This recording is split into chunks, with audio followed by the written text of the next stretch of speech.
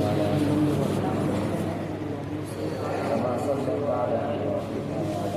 صليت على إبراهيم وعلى آل اللهم بارك على محمد وعلى آل محمد كما باركت على إبراهيم وعلى آل محمد كما باركت على إبراهيم وعلى آل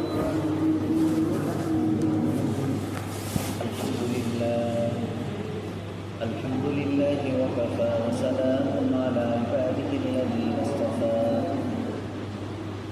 أما بعد فأعوذ بالله من الشيطان الرجيم بسم الله الرحمن الرحيم كنتم خير أمة أخرجت للناس تأمرون بالمعروف وتنهون عن المنكر وتؤمنون بالله صدق الله مولانا العظيم وقال النبي صلى الله عليه وسلم لغدوة في سبيل الله أو روحة خير من الدنيا وما فيها أو كما قال عليه الصلاة والسلام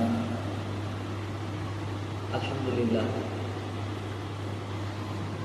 আল্লাহ তাআলা দরবারে অসংখ্য অগণিত শুকরিয়া। আল্লাহ তাআলা আমাদেরকে আল্লাহ তাআলার অনেক বড় হুকুম মাগরিবের নামাজ, যেটা আমাদের প্রত্যেকের উপরে আদায় করা ফরজ ছিল, আল্লাহ তাআলা আমাদেরকে দিয়ে আল্লাহ তাআলার বড় হুকুমকে পুরা করাইছেন। আল্লাহ তাআলা আমাদেরকে তার হুকুম পুরা করার জন্য তৌফিক দান করছেন। কারণ আল্লাহ তাআলা যদি কাউকে কোনো কাজ করার, নেক কাজ করার যদি তৌফিক দান না করেন, তাহলে কোনো মানুষ নেকের কাজ করতে পারে না। আল্লাহ পাক কাউকে যদি গুনাহ থেকে বাঁচার তৌফিক দান না করেন, তাহলে কোনো মানুষ গুনাহের কাছ থেকে বাঁচতেও পারে না। কারণ হলো মানুষের মধ্যে এই শক্তি, এই ক্ষমতা নাই যে শক্তি আর ক্ষমতার বলে সে গুনাহের কাছ থেকে বাঁচতে পারবে। এরকম শক্তিও নাই যে সে শক্তি আর ক্ষমতার কারণে সে নেকের কাজ করতে পারবে। আর এটাই হলো লা হাওলা ওয়ালা কুওয়াতা ইল্লা বিল্লাহ। আমার কোনো শক্তি নাই, আমার কোনো ক্ষমতা নাই, আমি কিছুই করতে পারি না, আমি চাইলে নেকির কাজ করতে পারি না, আমি চাইলে গুনাহ থেকে বাঁচতেও পারি না। তবে সব কিছু করতে পারেন, সব কিছু শক্তি একমাত্র আল্লাহ তাআলার কাছে। আল্লাহ তাআলা যদি আমাকে যদি তৌফিক দান করেন, আল্লাহ তাআলা যদি আমাকে নেকির কাজ করার শক্তি দান করেন, তাহলেই শুধুমাত্র নেকির কাজ করতে পারবো। যদি আল্লাহ তাআলা নেকির কাজ করার শক্তি আমাদেরকে দান না করেন, তাহলে কোনো দিন আমি আপনি নেকির কাজ করতে পারবো না। তো আল্লাহ তাআলাই আমাদেরকে নেকির কাজ করার তৌফিক দান করছেন। এমন এক ফিতনা ফাসাদের যুগে আল্লাহ তাআলা সর্ব দুনিয়ার মধ্যে সবচেয়ে উত্তম, আল্লাহ তাআলার কাছে পছন্দের জায়গার মধ্যে কিছু সময় অতিবাহিত করার তৌফিক দান করছেন। হাদিসের মধ্যে আসছে যে শেষ জামানা, আখিরি জামানার মধ্যে যে ফিতনা এরকমভাবে আসবে, বাদিরু বিল আমালি ফিতানা কাকিতাইল লাইলিল মুযলিমি ইউসবিহু আর-রাজুলু মুমিনান ওয়া ইউমসি কাফিরান আও ইউমসি মুমিনান ওয়া ইউসবিহু কাফিরান। বলে অন্ধকার রাত যেরকমভাবে সব কিছুকে আচ্ছন্ন করে ফেলে, যেমন এখন রাত হয়েছে, ঢাকাও অন্ধকার, নাকি ঢাকা আলোকিত? ঢাকা অন্ধকার, নারায়ণগঞ্জ অন্ধকার, সোনারগাঁও অন্ধকার, চট্টগ্রাম অন্ধকার, বাংলাদেশের সব জায়গা অন্ধকার। হাদিসের মধ্যে নবী বলতেছেন, অন্ধকার যেরকমভাবে সব কিছুকে আচ্ছন্ন করে ফেলে, সবাই অন্ধকারের কবলে চলে আসে, তার আয়ত্তের মধ্যে চলে আসে। বলে আমার উম্মতের কাছে ফিতনা এরকমভাবে আসবে যে আমার উম্মতের প্রত্যেকটা ফর্দের কাছে, প্রত্যেকটা ব্যক্তির কাছে ফিতনা পৌঁছায় যাবে। আর ফিতনার কারণে এমন অবস্থা হবে যে মানুষ সকালবেলা মোমেন থাকবে, বিকাল হওয়ার আগে আগে সেই মানুষটা কাফের হয়ে যাবে। বিকালবেলা একটা মানুষ মোমেন থাকবে, সকাল হওয়ার আগে আগে একটা মানুষ কাফের হয়ে যাবে। নমুনা আমাদের সামনে, বাহিরে প্রচণ্ড গরম, অনেক কষ্ট। মসজিদের মধ্যে মাগরিব নামাজের আজান হয়েছে, একটা আজান হয়তো মসজিদে আসার জন্য যথেষ্ট ছিল। মসজিদ এত সুন্দর, অনেক এলাকার মধ্যে অধিকাংশ মানুষের বাড়ি থেকে, ঘর থেকে মসজিদটা আরো সুন্দর করে সাজাইছে। মসজিদের মধ্যে এসি লাগাইছে, কয়জনের বাড়িতে এসি আছে। তো বাহিরে গরমের মধ্যে উনি ফাও চায়ের দোকানে বসে বসে আড্ডা দিতেছে, কিন্তু উনি মসজিদের মধ্যে আসতে পারেনি। তার মানে হলো উনি নিজের থেকে আসে না, এই বিষয়টা এরকম না, বরং আল্লাহ তাআলা তাকে তৌফিক দান করে নাই। আল্লাহ তাআলা তাকে তৌফিক দান না করার কারণে সে চায়ের দোকানে গরমের মধ্যে বসে বসে সে গল্প করে মজা পাইতেছে, সে আরাম পাইতেছে, আনন্দ পাইতেছে। কিন্তু মসজিদের মধ্যে এসে একটু ঠান্ডার মধ্যে এসির মধ্যে এসে একটু বসে থাকবো, এইটুকু তার সুযোগ হয় নাই। তো আস্তে আস্তে মানুষের অবস্থা এরকম খারাপের দিকে যেতেছে। সে দুনিয়ার জন্য, সে স্বাভাবিকভাবে জীবনযাপন করার জন্য সে সব কষ্ট করবে, কিন্তু আখিরাতের জন্য সে একটুও কষ্ট করতে রাজি না। তো এরকম এক কঠিন যুগে আল্লাহ তাআলা আমাদেরকে আল্লাহর ঘরের মধ্যে এনে কিছু সময় অতিবাহিত করার তৌফিক দান করছেন। জামাতের সাথী যারা আছে, আল্লাহ আমাদেরকে 3 দিন আল্লাহর ঘরের মধ্যে রাখছেন। এটা আল্লাহ তাআলার পক্ষ থেকে অনেক বড় তৌফিক, এটা আল্লাহ তাআলার পক্ষ থেকে অনেক বড় দান, এটা আল্লাহ তাআলার পক্ষ থেকে অনেক বড় একটা অনুগ্রহ, এটা আল্লাহ তাআলার পক্ষ থেকে অনেক বড় একটা নিয়ামত। আল্লাহ তাআলা আমাদেরকে এরকম অসংখ্য অগণিত নিয়ামত দান করে রাখছেন। শুধু যে একটা নিয়ামত দিয়েছেন বিষয়টা এরকম না, অনেক নিয়ামত দিয়েছেন। তো বড় বড় নিয়ামতগুলোর কথা যদি বলি, আল্লাহ তাআলা আমাদেরকে একটা বড় নিয়ামত দান করছেন যে দুনিয়ার মধ্যে যত কিছু আছে সব কিছুই তো আল্লাহ তাআলা সৃষ্টি করছেন। একটা কুত্তা, এটাও তো আল্লাহ সৃষ্টি করছেন। গরু, এটাও আল্লাহ সৃষ্টি করছেন। মানুষ, এটাও আল্লাহ সৃষ্টি করছেন। আসমান, এটাও আল্লাহ সৃষ্টি করছেন। তো আল্লাহ তাআলা বলেন, বান্দা, দুনিয়ার মধ্যে আমি যদি চাইতাম তোমার একটা কুত্তাও বানাইতে পারতাম, কিন্তু তোমার আমি কুকুর বানাইনি। তোমার চাইলে একটা গরু বানাইতে পারতাম, কিন্তু তোমার আমি গরু বানাই নাই। তোমার চাইলে গাছ বানাইতে পারতাম, তাও বানাই নাই। তোমাকে চাইলে আরও নিকৃষ্ট যত কিছু আছে সব কিছু বানাইতে পারতাম, কিন্তু তোমারে বানাই নাই। এই সব কিছু তো আমিই বানাইছি, বানানোর শক্তি তো আমারই আছে। তাহলে বান্দা শোনো, এই যত কিছু দেখো, যত মাখলুকাত আমি সৃষ্টি করছি, সমস্ত মাখলুকাত থেকে আমি তোমাদেরকে বাছাই করছি। আমি তোমাদেরকে বাছাই করা, আমি তোমাদেরকে মানুষ করে বানাইছি। আল্লাহ কোরআনের মধ্যে বলেন, ওয়ালাকাদ কাররামনা বনি আদম, বনি আদমকে আল্লাহ তাআলা অনেক বেশি সম্মানিত করে বানাইছেন। বনি আদমকে, আদম আলাইহিস সালাতু ওয়াস সালাম থেকে কিয়ামত পর্যন্ত যত মানুষ, সবাই তার মধ্যে শামিল। তো মানুষ হিসাবে আল্লাহ তাআলা দুনিয়ার সব মানুষকে একটা বিশেষ মর্যাদা দিয়া আল্লাহ তাআলা তাদেরকে সৃষ্টি করছেন। যে গরু থেকে একটা হিন্দু মানুষ, সে তার কাছ থেকে, তার থেকে উত্তম, সে ভালো। তো এরকম বিভিন্ন দিক থেকে যদি হিসাব করি, তাহলে দেখা যাবে আল্লাহ তাআলা দুনিয়ার মধ্যে যত কিছু সৃষ্টি করছেন, তার মধ্যে সবচেয়ে বেশি সম্মানিত করা আল্লাহ তাআলা মানুষকে বানাইছেন। তো আমিও মানুষ, শ্রেষ্ঠ, আমারও সম্মান অনেক বেশি। যে আল্লাহর হুকুম মানে না, সেও মানুষ, সেও তো শ্রেষ্ঠ। তার কথাও তো আল্লাহ কোরআনের মধ্যে বলছেন, শ্রেষ্ঠ করে বানাইছেন, মানুষকে সম্মানিত করে বানাইছেন। আবার দেখা যায় একটা মানুষ আল্লাহকে মানেই না, হিন্দু, অগ্নি পূজা করে, আবার খ্রিস্টান, সেও মানুষ। তো দুনিয়ার যত মানুষ আছে সব মানুষই তো আল্লাহ বানাইছেন। তো সবাই তো শ্রেষ্ঠ, কিন্তু শ্রেষ্ঠদের মধ্যেও তো কিছু মানুষ অতিরিক্ত বেশি শ্রেষ্ঠ থাকে, আছে না ভাই? কিছু মানুষ শ্রেষ্ঠ, তার মধ্যে এই শ্রেষ্ঠ মানুষগুলোর মধ্যে কিছু মানুষ আবার এরকম থাকে, তারা আরেকটু বেশি শ্রেষ্ঠ। তো আল্লাহ বলতেছেন, বান্দা, তোমাদেরকে তো সর্বপ্রথম একটা শ্রেষ্ঠত্ব দিলাম, দুনিয়ার সব কিছু থেকে তোমাদেরকে বাছাই করে আমি তোমাদেরকে মানুষ বানাইলাম। এতটুকুই তো আমার পক্ষ থেকে অনেক বড় নিয়ামত, অনেক বড় দান। কিন্তু তোমাদেরকে আমি শুধুমাত্র এইটুকু নিয়ামত দিয়া তোমাদেরকে আমি রেখে দিই নাই, বরং তোমাদের মধ্যে নিয়ামতকে আমি আরও বেশি বৃদ্ধি করছি। বলে কি, একটা কাফেরও তো সে আমার নিয়ামত পাইয়া সে মানুষ হয়েছে। বলে না, আমি তোমাকে তার মতো বানাই নাই, বরং আমি তোমাকে অনেক বড় একটা দৌলত দান করছি, সেটা হলো ইমানের দৌলত দান করছি। ইমানের দৌলত দিয়া দুনিয়ার সমস্ত মানুষের মধ্য থেকে ইমানদারদের কাতারে তোমাকে সামিল করা, আলাদা করে সমস্ত মানুষের মধ্যে তোমাকে একটা শ্রেষ্ঠত্ব আমি দিয়ে দিলাম। তো দুনিয়ার মধ্যে যত মানুষ আল্লাহ সৃষ্টি করছেন, সেই মানুষের মধ্যে সবচেয়ে বেশি শ্রেষ্ঠ মানুষ হলো আল্লাহ তাআলা যাদেরকে কি দান করছেন ভাই? ইমান আল্লাহ তাআলা দান করছেন। তো আমাদেরকে আল্লাহ তাআলা ইমান দান করছেন। আল্লাহ বলে, বান্দা দেখো, দুনিয়ার মানুষের মধ্যে কয় পার্সেন্ট মানুষ ইমান আনছে, কয় পার্সেন্ট মানুষ আমাকে আল্লাহ বলে স্বীকার করে? বলে না, এইটুকুর মধ্যে তোমাকে আমি রাখি নাই, বরং ইমানদারদের মধ্য থেকেও তোমাদেরকে বাছাই করছি। বলে আদম আলাইহিস সালাতু ওয়াস সালাম থেকে আমাদের নবী পর্যন্ত আল্লাহ তাআলা কত নবী পাঠাইছেন? অনেক নবী পাঠাইছেন, অগণিত অসংখ্য নবী আল্লাহ তাআলা দুনিয়ার মধ্যে পাঠাইছেন। তো সমস্ত নবীদের তো কিছু কিছু উম্মত ছিল, সমস্ত নবীর উম্মতের মধ্যেও কিছু কিছু মানুষ, কিছু কিছু লোক ছিল যারা নবীর প্রতি ঈমান আনছে, যারা আল্লাহর প্রতি ঈমান আনছে, নবীকে অনুসরণ করে তারা চলছে। আদম আলাইহিস সালামের উম্মত কি ছিল না ভাই কয়েকজন? নূহ আলাইহিস সালামের উম্মত ছিল না 80 বা 82? যাই বলি ছিল তো না, সব নবীর কিছু না কিছু 2, 4, 5, 10, 15, 20 হাজার লক্ষ উম্মত ছিল। আল্লাহ বলে বান্দা তাদেরকেও ঈমান দান করছি, তোমাদেরকে ঈমান দান করছি, তাহলে তোমাকে আর তাকে ঈমানের ক্ষেত্রে তোমাদেরকে আমি সম্মানিত করছি, যাদেরকে ঈমান নাই তাদের তুলনায়। আল্লাহ বলে এইটুকুর মধ্যে তোমাকে যদি সীমাবদ্ধ রাখি তাহলে অনেক কম হয়ে যায়, কারণ তোমাদেরকে আমি অনেক বেশি মহব্বত করি, তোমাদেরকে আমি অনেক বেশি ভালোবাসি। আমার সেই ভালোবাসার কারণে, আমার সেই মহব্বতের কারণে আমি তোমাদেরকে আরেকটা বিশেষ মর্যাদা তোমাদেরকে দিতে চাই।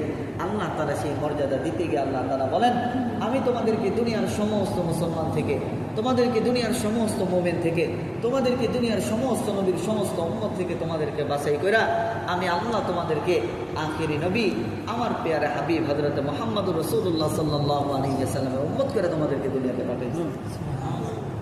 যেই নবীর উম্মত হওয়ার জন্য আল্লাহ তাআলার কাছে নবীরা আল্লাহ তাআলার কাছে দরখাস্ত করছে, আল্লাহ আমাকে এই নবীর উম্মত বানান। নবীরা বলছে, আল্লাহ এই উম্মত আমাকে দিয়ে দেন, আল্লাহ এই উম্মতের কথা শোনান, আল্লাহ আমাকে এই উম্মতকে একটু দেখান। একটা প্রসিদ্ধ ঘটনা আছে, এটা আল্লামা ইবনু আবিদিন দুনিয়া তার লিখিত কিতাব ও আহকামিল কুবুরের মধ্যে ঘটনাটা নিয়ে আসছেন। আরও অসংখ্য গণিত কিতাবের মধ্যে এটা আছে। যতটুকু মনে পড়ে এটা আল বিদায়া ওয়ান নেহায়ার মধ্যে এই ঘটনাটা আছে, সম্ভবত দেখছি, মনে নেই পুরা। তো ঘটনা নিয়ে আসছে যে আল্লাহ তাআলা দুনিয়াতে নবী রাসূলদেরকে পাঠাইছেন, তো সব নবীরাই কম বেশি আল্লাহর কাছে এই উম্মতের শ্রেষ্ঠত্বের কথা শুনা অনেক আবেদন আল্লাহ তাআলার কাছে করছে। তার মধ্য থেকে একজন বিশেষ একটা নবীর কথা কিতাবের মধ্যে উল্লেখ করা হয়েছে। এই নবীর নাম ছিল হযরত দানিয়াল আলাইহিস সালাতু ওয়াস সালাম। তিনি আল্লাহ তাআলার পক্ষ থেকে একজন নবী ছিলেন। তো তিনি তার কাছে যখন আল্লাহ তাআলা এই উম্মতের শ্রেষ্ঠত্বের কথা বলছে, তখন তিনি আল্লাহ তাআলার কাছে বলতেছে, আল্লাহ আপনি যে উম্মতের কথা বলছেন এই উম্মতকে আপনি আমারে দিয়ে দেন। আল্লাহ বলে, না, এই উম্মত তোমারে দেওয়া যাবে না, কারণ এই উম্মতকে আমার বিশেষ এক নবীর জন্য আমি বিশেষ উম্মতকে বানায় রাখছি, আমি তাদেরকে দিব। এই উম্মতের শ্রেষ্ঠত্বের কথা বলতেছি। তো যখন এই কথা বললেন তখন তিনি আল্লাহকে ছাড়েন নাই। তিনি বলেন, আল্লাহ ঠিক আছে, আপনার কথা মানলাম, তাইলে আপনি আমাকে একটু ওই উম্মতের কথা শোনায় দেন। উম্মতরা কীরকম কথা বলবে তাদের কথা একটু শুনি। বলে যে উম্মত এখন পর্যন্ত দুনিয়াতে আসেই নেই, সেই উম্মত আবার কী কথা বলবে আর তোমাদেরকে আর কী শোনায় দেবে? বলে, আল্লাহ ঠিক আছে, তাইলে আপনার কাছে শেষমেশ একটা আবদার করি, এইটা আপনি অন্তত ফালায় না, এটা একটু রাইখেন। আল্লাহ কি চাও আমার কাছে বল। তখন নবী আল্লাহর কাছে বলতেছে, আল্লাহ আমি আপনার কাছে চাই, আমি যখন মারা যাব, আমি মারা যাওয়ার পরে আমার কবর করা, আমার কাফন দাফন করানো, আমাকে কবরস্থ করার যে দায়িত্বটা, এই দায়িত্বটা আপনি আখিরি জমানার নবী হযরত মুহাম্মদুর রাসূলুল্লাহ সাল্লাল্লাহু আলাইহি ওয়াসাল্লামের উম্মতের হাতে একটু করায় দিন। তো বারবার এত করে বলছে, আল্লাহ তার এই দোয়াটাকে কবুল করে নিয়েছে। আল্লাহ বলে, ঠিক আছে যাও, তোমার কাফন দাফন করায় দিয়ে কবরস্থ করার দায়িত্বটা এটা আমি আখিরি নবীর উম্মতের কাছে দিয়ে দিই, তোমার এই দোয়া কবুল করছে। তো কবুল করছে। তা আমাদের নবী সাল্লাল্লাহু আলাইহি ওয়াসাল্লাম দুনিয়াতে যখন আসছে, ওহীর মাধ্যমে আল্লাহ তাআলা জানায় দিয়েছেন যে তোমার উম্মত যে এই দানিয়াল আলাইহিস সালাতু ওয়াস সালামের দেহকে নিয়ে তাকে কবরস্থ করবে, তাকে কাফন দাফন করায় তাকে কবরের মধ্যে রাখবে, এই দায়িত্ব পালন করবে। তো রাসূল তার জীবদ্দশায় অনেক যুদ্ধ পরিচালনা করছেন, বিভিন্ন জায়গায় জয় হয়েছে, কিন্তু যেই জায়গার মধ্যে হযরত দানিয়াল আলাইহিস সালাতু ওয়াস সালাম আছে, ওই জায়গাটা রাসূলের জীবদ্দশায় সাহাবীরা বিজয় লাভ করতে পারেন। তো রাসূল ওয়াফাতের আগে সাহাবায়ে কেরামদেরকে বলতেছেন, তার মধ্যে এই হাদিস যে বর্ণনা করছেন যিনি শুনছেন, তার মধ্যে অন্যতম একজন সাহাবী ছিলেন হযরত আবু মুসা আশআরী রাদিয়াল্লাহু তাআলা আনহু, তারাও ছিলেন। তো সাহাবীদেরকে সম্বোধন করে নবী বলতেছেন যে শোনো, তোমরা তুস্তার এক শহর, সেই শহরটা তোমরা বিজয় লাভ করবা, আর সেই শহর বিজয় লাভ করার পরে ওখানে তুমি আমার বন্ধু, আমার ভাই হযরত দানিয়াল আলাইহিস সালাতু ওয়াস সালামকে তোমরা সেখানে পাইবা। পাওয়ার পরে তোমরা তার দেহটাকে নিয়ে কাফন দাফন করা, তাকে কবরস্থ করবা, কারণ তিনি আল্লাহর কাছে, আল্লাহ তাআলার কাছে দরখাস্ত করেছে, আল্লাহ এই উম্মত যেহেতু এত শ্রেষ্ঠ উম্মত, ঠিক আছে, এই শ্রেষ্ঠ উম্মত যেন আমাকে কবরস্থ করার দায়িত্বটা যেন পালন করে। তো নবী ভবিষ্যৎবাণী করে গেছেন। তো রাসূলুল্লাহ সাল্লাল্লাহু আলাইহি ওয়াসাল্লামের ওফাত হয়ে গেছে রাসূলের জমানায়, আর সেই যেই তুস্তার শহরের কথা বলছে এটার বিজয় লাভ করতে পারেনি। রাসূলের পরে হযরত আবু বকর সিদ্দিক রাদিয়াল্লাহু তাআলা তিনি খেলাফতের মধ্যে আসছে। তার জমানায়ও কিছু কিছু জায়গা বিজয় লাভ করছে, কিন্তু তার জমানায়ও সেই তুস্তার শহর বিজয় লাভ করতে পারেনি। হযরত আবু বকর সিদ্দিক রাদিয়াল্লাহু তাআলা ওয়াফাত হয়ে গেছে। হযরত ওমর ইবনুল খাত্তাব রাদিয়াল্লাহু তাআলা তার জমানা যখন চলে আসছে, তখন ইসলামের চতুর্দিক থেকে বিজয়, সাহাবীরা যেদিকে জিহাদ করতে যাইতেছে ওই জায়গায় বিজয় লাভ করতেছে। তো এক পর্যায়ে সেই তুস্তার শহর বিজয় লাভ করার জন্য হযরত ওমর ইবনুল খাত্তাব রাদিয়াল্লাহু তাআলা তিনি হযরত আবু মুসা আশআরী রাদিয়াল্লাহু তাআলা সহ আরও কিছু সাহাবায়ে কেরামের এক জামাতকে বলতেছেন, যাও তোমরা তুস্তার শহরকে বিজয় লাভ করবা, এবং বলে দিছেন আল্লাহ রাসূল বলছে তোমরা সেটা বিজয় লাভ করবা, সুতরাং এখানে চিন্তার পেরেশানির কোনো কারণ নাই, তোমরা এটা বিজয় লাভ করতে পারবেই। ঠিক আছে, যাও। সেখানে বিজয় লাভ করার পরে নবী হাদিসের মধ্যে একটা জিনিস আমাদেরকে ওসিয়ত করে গেছে যে সেখানে নাকি আল্লাহ নবী হযরত দানিয়াল আলাইহিস সালাতু ওয়াস সালামের দেহ আছে। বলে সেই বডিটাকে নিয়ে আমরা যেন সেটাকে কবরস্থ করি, এটা আল্লাহর নবী ওসিয়ত করে গেছেন। তো সাহাবীদের জামাত নিয়ে হযরত আবু মুসা আশআরী রাদিয়াল্লাহু তাআলা সেখানে গেছেন। তিনি সেই কাফেলার সেনাপতি ছিলেন। তো যখন তিনি সেই জায়গার মধ্যে পৌঁছে গেছেন, তো যাওয়ার পরে তাদের সাথে যুদ্ধ হইল, আর সাহাবায়ে কেরাম সেই তুস্তার শহরটা বিজয় লাভ করল। বিজয় লাভ করার পরে আবু মুসা আশআরী রাদিয়াল্লাহু তাআলা বাকি সাহাবীদেরকে বলতে চাই, সাহাবীরা তোমরা যাও, তোমরা এবার চতুর্দিকে ছড়ায় ছিটা যাও, পুরা শহর তোমরা তন্ন তন্ন করে খোঁজো, দেখো এখানে আল্লাহ নবী হযরত দানিয়াল আলাইহিস সালাতু ওয়াস সালাম আছেন, তোমরা তাকে বের করো। তো সাহাবীরা খোঁজা শুরু করছে, খুঁজতে খুঁজতে তো পায় না। তো শেষ পর্যন্ত হযরত আবু মুসা আশআরী রাদিয়াল্লাহু তাআলা বলেন যে আমরা একটা প্রাসাদ পাইছি, পুরাতন প্রাসাদ। পাওয়ার পরে সেই প্রাসাদের মধ্যে যখন গেলাম, যাওয়ার পরে দেখি যে একটা কফিন, সেই কফিনটাকে সাথে নিয়ে একটা বৃদ্ধ লোক সেখানে বসে। তা আমি যখন ভিতরে গেছি, যাওয়ার পরে তিনি দাঁড়ায় গেছে, দাঁড়ায় বলতেছেন তারা কারা, আপনাদের পরিচয় কি?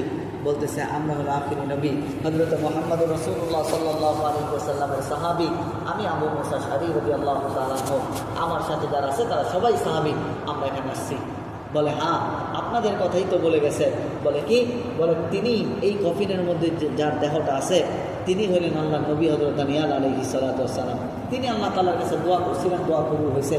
তো তারপর থেকে এখন পর্যন্ত আমাদের পরিবারের একটা দায়িত্ব ছিল যে একজনের পরে একজন, একজনের পরে একজন যে জন্ম লাভ করবে, তারপরে সে এইভাবে এই দেহটাকে এখানে পাহারাদারি করবে, দেখাশোনা করবে।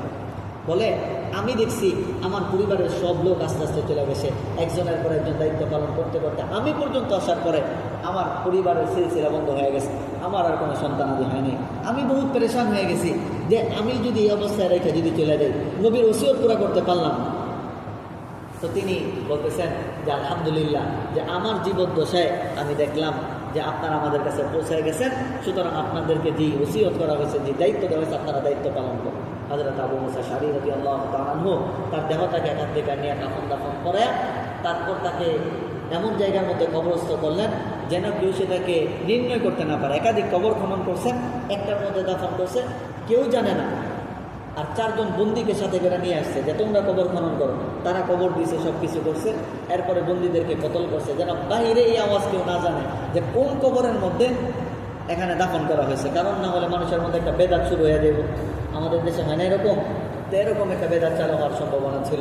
বলে এই কারণে একাধিক কবর খনন করে তার মধ্যে একটা কবরের মধ্যে সেখানে দাফন করা হয়েছে। দাফন করার পরে তারপরে তিনি হযরত ওমর ইবনে খাত্তাব রাদিয়াল্লাহু তাআলার কাছে চিঠি লিখেছেন, বলেন যে হ্যাঁ, আমরা তো আসলেই তুস্তার শহরের মধ্যে যুদ্ধ করে বিজয় লাভ করছি। আর বিজয় লাভ করার পরে সেখান থেকে আল্লাহ নবী হযরত দানিয়াল আলাইহিস সালাতু ওয়াস সালামকে পাইছি, যিনি এই উম্মতের শ্রেষ্ঠত্ব বরত্বের কথা শুনে, যে উম্মতের শ্রেষ্ঠত্বের কথা শুনে তিনি আল্লাহ তাআলার কাছে চাইছেন এই উম্মতের একটু হাতের ছোঁয়া যেন তিনি পাইয়া যান। আল্লাহ তাআলা তার দোয়াকে কবুল করছেন। দেখেন, এই যে বললাম আল্লাহ তাআলা আমাদেরকে অনেক নিয়ামত দিয়েছেন, তার মধ্যে একটা বিশেষ নিয়ামত হলো দুনিয়ার সমস্ত ঈমানদারদের মধ্য থেকে আল্লাহ তাআলা আমাদেরকে বাছাই করা।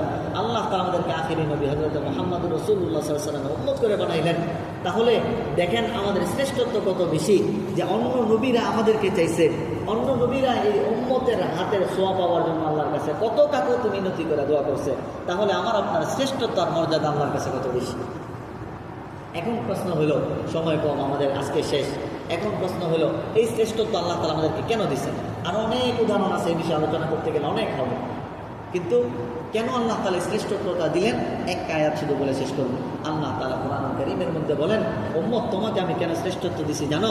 আল্লাহ বলেন, কুনতুম খায়রা উম্মাতিন উখরিজাত লিন-নাস তা'মুরুনা বিল মা'রুফি ওয়া তানহাউনা আনিল মুনকার ওয়া তু'মিনুনা বিল্লাহ। তো তোমাদেরকে শ্রেষ্ঠত্ব দিয়া, তোমাদেরকে একটা বহুত বড় একটা শ্রেষ্ঠত্বের মুকুট করা, তোমাদেরকে যে দুনিয়ার মধ্যে শ্রেষ্ঠত্বের কথা যে বলে তোমাদেরকে আমি সম্মানিত করলাম, কেন করছি জানো?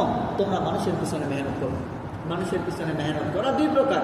এক প্রকার হলো যে মানুষ অনাহারী আছে, তাকে খাবার দিলাম। একটা মানুষ বস্ত্রহীন আছে, তাকে কাপড় পরাইয়া দিলাম।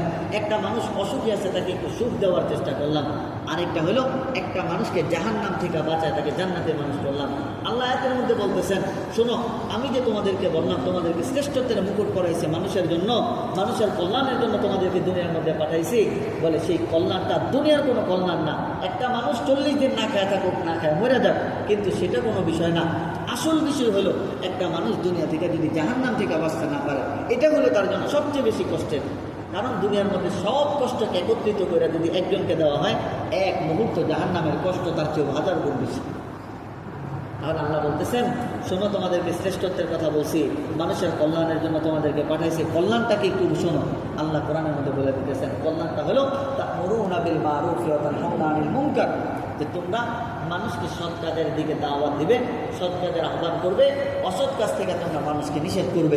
এই কাজটুকু যদি করো, তাহলে আমি তোমাদেরকে যে শ্রেষ্ঠত্বের কথা বলছি, তুমি প্রকৃতপক্ষে সেই শ্রেষ্ঠত্ব তোমরা হাসিল করতে পারবা।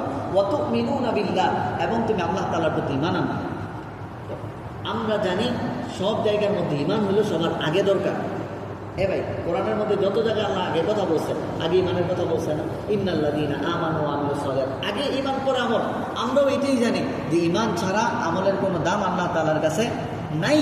তাইলে আল্লাহ তাআলা তো ঈমানের কথাটা আগে বলার দরকার ছিল, যে তোমাদেরকে শ্রেষ্ঠত্ব দিছি ঈমান এবং দাওয়াত। এই যে দাওয়াত, তা'মুরুনা বিল মা'রুফি ওয়া তানহাউনা আনিল মুনকার, এই কারণে তোমাদেরকে দিছি, এই কথা বলো না, তোমাদেরকে এই জন্য দিছি। কিন্তু আল্লাহ ঈমানের কথা আয়াতের শেষে নিছেন, দাওয়াতের কথা আয়াতের আগে নিয়ে আসছেন। কেন? মুফাসসিরিন কেরাম আয়াতের ব্যাখ্যার মধ্যে লেখেন যে আল্লাহ তাআলা এই উম্মতকে যে শ্রেষ্ঠত্ব দান করছেন, শ্রেষ্ঠ উম্মত বলছেন, এটা ঈমানের কারণে না। কারণ ঈমানের কারণে যদি উম্মত শ্রেষ্ঠ উম্মত হইতো, তাহলে ঈসা আলাইহিস সালামের কিছু উম্মত ছিল, তারাও ঈমান আনছে, তারাও শ্রেষ্ঠ হইতো। আদম আলাইহিস সালামের উম্মত ছিল, তারাও কিছু ঈমান আনছে, তারাও শ্রেষ্ঠ হইতো। নূহ আলাইহিস সালামের উম্মতের মধ্যে কিছু ঈমান আনছে, তারাও শ্রেষ্ঠ হইতো। বলে ঈমানের কারণে এই উম্মত শ্রেষ্ঠ উম্মত না, বরং এই উম্মত শ্রেষ্ঠ উম্মত হলো আল্লাহ তাআলা তাদেরকে বিশেষ একটা দায়িত্ব দিয়েছেন। আর সেই দায়িত্বটাকে তা'মুরুনা বিল মা'রুফি ওয়া তানহাউনা আনিল মুনকার, মানুষকে সৎ কাজের দিকে দাওয়াত দিবে, মানুষকে সৎ কাজের আহ্বান করবে, মানুষকে অসৎ কাজ থেকে নিষেধ করবে। আর এই কাজের জন্যই শুধুমাত্র এই উম্মত হলো অন্য সমস্ত উম্মত থেকে শ্রেষ্ঠ উম্মত। শুধু ঈমানের কারণে না, ঈমানের কারণে হলে সকল ঈমানদার উম্মত সবাই সমান সমান হইত। বলে না, আমি তোমাদেরকে একটা বিশেষ একটা মেহনত দিয়া, বিশেষ একটা কাজ তোমাদেরকে দিয়া, আমি তোমাদেরকে অন্য সমস্ত উম্মত থেকে শ্রেষ্ঠত্বের একটা মুকুট পরায় দিচ্ছি। এই আয়াতের তাফসীর করতে গিয়ে যে আমাদের তাবলীগের কিতাব হায়াতুস সাহাবার মধ্যে ইউসুফ সামাতুল্লাহ আলাইহি প্রথম খণ্ডের একবারে শুরুর দিক থেকে আলোচনাটা নিয়ে আসছেন, যে হযরত ওমর ইবনুল খাত্তাব রাদিয়াল্লাহু তাআলা, এই কথা বলুন না, হযরত ওমর ইবনুল খাত্তাব রাদিয়াল্লাহু তাআলা তিনি এই আয়াতের তাফসীর করতে গিয়ে তিনি বলেন, হযরত ওমর বা আব্দুল্লাহ ইবনে ওমর, তিনি আয়াতের তাফসীর করতে গিয়ে বলতেছেন আল্লাহ তাআলা তোমাদের শ্রেষ্ঠত্বের জন্য যে শর্তের কথা বলছেন, আল্লাহ তাআলা তোমাদের শ্রেষ্ঠ উম্মত হওয়ার জন্য যে শর্তের কথা বলছে, যে দাওয়াতের শর্ত লাগাইছেন, তুমি যদি আসলে শ্রেষ্ঠ হইতে চাও, তুমি যদি আসলে শ্রেষ্ঠত্বের মুকুট করতে চাও, ঠিক আছে, তাইলে তুমি শ্রেষ্ঠত্বের মুকুট করতে পারবে। তাহলে তোমাকে কাজ করতে হবে কি, যে শর্ত আল্লাহ দিয়েছেন। শর্ত কি? তা'মুরুনা বিল মা'রুফি ওয়া তানহাউনা আনিল মুনকার, সৎ কাজের দিকে আহ্বান করা, অসৎ কাজ থেকে নিষেধ করা। এই শর্ত যখন তুমি পুরা করবা, তখন তুমি অন্য সমস্ত নবীদের উম্মতের মধ্য থেকে তুমি আলাদা একটা শ্রেষ্ঠত্বের মুকুট নিয়ে তুমি দুনিয়ার মধ্যে শ্রেষ্ঠত্বের একটা সম্মান, একটা মর্যাদা নিয়ে তুমি দুনিয়ার মধ্যে বাঁচতে পারবে। এই জন্য ওমর রাদিয়াল্লাহু তাআলা বলতেছেন এই জন্য মেহনত করে এই কাজটুকু করো। যদি এই কাজটুকু করতে পারো, তাইলে তুমি বুঝবা, এই কাজটুকু করতে পারলে তাইলে তুমি বুঝবা যে আসলেই তুমি শ্রেষ্ঠ উম্মত। অন্যথায় তুমি সারাদিন শ্রেষ্ঠত্বের কথা কইরা চিল্লাইতে পারবা, কিন্তু প্রকৃতপক্ষে তুমি যে শ্রেষ্ঠ উম্মত, সেই শ্রেষ্ঠ উম্মত তুমি হইতে পারবা। তুমি তারা বুঝুর্গ, আল্লাহ তাআলা আমাদেরকে শ্রেষ্ঠ উম্মত হওয়ার জন্য আমাদের সমাজের স্বাভাবিক শিক্ষিত অশিক্ষিত মূর্খ মাদ্রাসার আলেম ছাত্র সবাই যেন এই শ্রেষ্ঠত্বের মুকুটটা পড়তে পারে। এই জন্য আল্লাহ তাআলা আমাদের সামনে দাওয়াত ও তাবলীগের মেহনত দিয়েছেন। বলে এই মেহনত একদম মুখস্থ করা যায়, একটা সাধারণ মানুষ তারা পুরা কাজের তুলতে মুখস্থ করা দিচ্ছে, ওনার ভুল হওয়ার কোনো সম্ভাবনা নেই। তো উনি সহি পদ্ধতিতে মেহনত করে উনি শ্রেষ্ঠত্বের মুকুট করতেছে। আবার দেখা যাইতেছে একটা মানুষ, সে যে আলেম সে তো জানে সেইভাবে শ্রেষ্ঠত্বের মুকুট করতেছে, যে জানে না সেও এই দাওয়াত ও তাবলীগের নিসবতে সেই শ্রেষ্ঠত্বের মুকুটটা করতেছে। এই জন্য আমরা তো মাদ্রাসার মধ্যে পড়াশোনা করতেছি, আমরা একটা নিয়ত করি যে আমরা নিজেরা তো শ্রেষ্ঠত্বের মুকুট করবো, এটা তো বুঝেই এইগুলো তো আমরা পড়াশোনা করছি, কিন্তু আরও আওয়াম যারা আছে, সাধারণ মানুষ যারা আছে, আমরা গতকালকে আলোচনা করছিলাম না মুজাকারার মধ্যে, আমাদের কাজ হলো দুইটা। যেই শ্রেণী আমাদের কাছে মাদ্রাসার মধ্যে পড়তে আসছে তাদেরকে পড়াইলাম, এটা হলো নবীর এক দায়িত্ব। নবীর আরেকটা দায়িত্ব হলো যারা আসে না তাদের কাছে যাওয়া। আচ্ছা ভাই, বাংলাদেশের মধ্যে 100 থেকে কয় পার্সেন্ট মানুষ মাদ্রাসায় বা ওলামায়ে কেরামদের কাছে শিখার জন্য যায়? 10% মানুষ হইব? 10%, 5%। আচ্ছা, যদি 5% ধরি, বাকি 99% মানুষ তারা আলেমদের কাছে যাইব না, মাদ্রাসায় শিখতে যাইব না। তাইলে এই মানুষগুলাকে জাহান্নাম থেকে বাঁচায় জান্নাতে মানুষ করা, এই মানুষগুলোকে তালিম তরবিয়ত করা, এই কাজটা কে করবে? এই জন্য আমাদের বড়রা বলেন যে আমরা ফারাগাতের পরে এক সুযোগে, এক চান্সে, প্রথম 1 সাল 1 বছর আল্লাহর রাস্তায় যদি সময় দেই, তাহলে উম্মতের কাছে এই 12-13 বছর 17-18 বছর যে পড়াশোনা করলাম উম্মতকে শেখানোর জন্য। একটু আগে আমি মোতালা করতে গিয়ে সম্ভবত জাফর সাহেব কাকরাইলে উনি আলোচনাটা করতেছিল যে এই উম্মতের কাছে, উম্মতের আলেমদের কাছে এই দাওয়াতের কাজটাকে আল্লাহ তাআলা আমানত হিসাবে দিয়েছেন। এটা নবী আমানত রেখে গেছে। বলে আমানতের কথা যদি ভুলাও যায় তারপরও সেটা তার কাছে পৌঁছে দিতে হবে, এটা দায়িত্ব।